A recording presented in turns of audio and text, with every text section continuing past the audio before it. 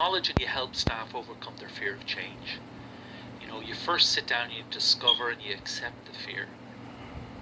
And the fact is, guys, most fear isn't based on fact.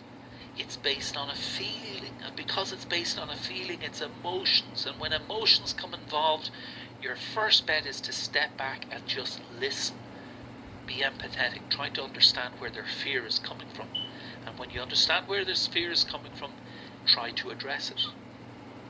And you may not have the answer there then, but the mere fact that you've listened, the person can see that you're at least being respectful.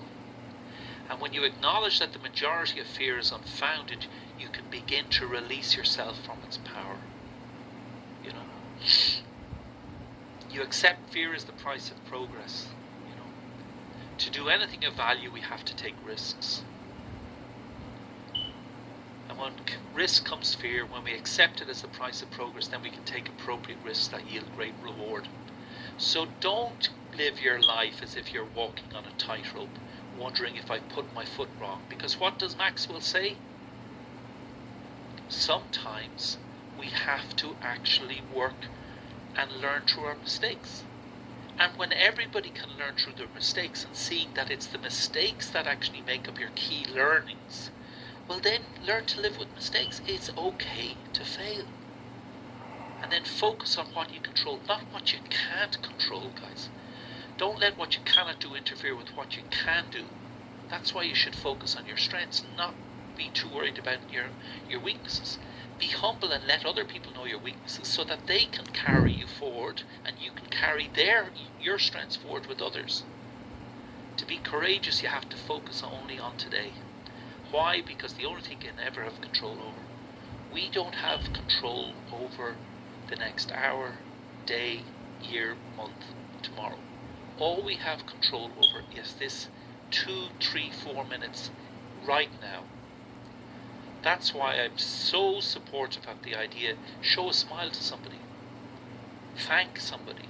Be receptive to those people. Because that's all you can do. All you can do is you can control the now. Okay?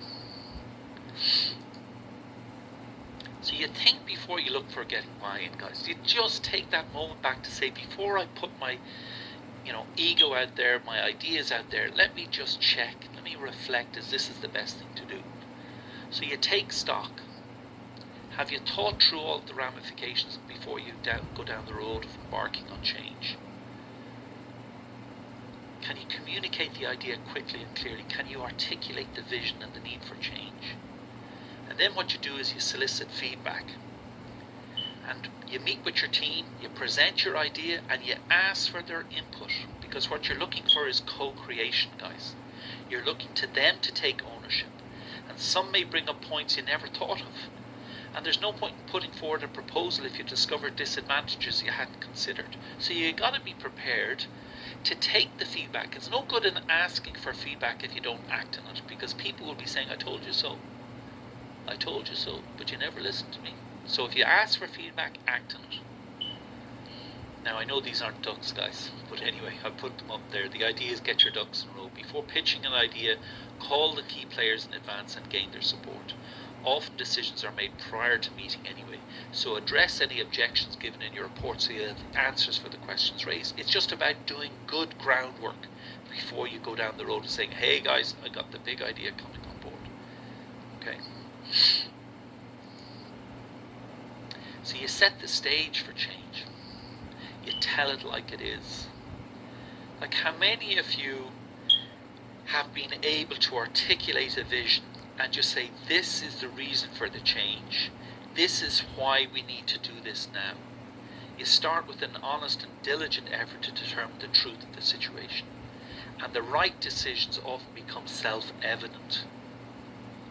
That's why it's such a powerful question to say, hey guys, walk into the team and say to them, guys, do you think we're on the right track? Can we be doing things better? If you can eliminate that piece of pain that I referred to earlier, let's work towards removing this piece of pain that's causing us so much pain and hardship from the point of view, it's not the right system, it doesn't work, the process isn't right. We'll work to eliminate them. delegate tasks to your team's strengths, and look to be able to start managing tasks in manageable chunks.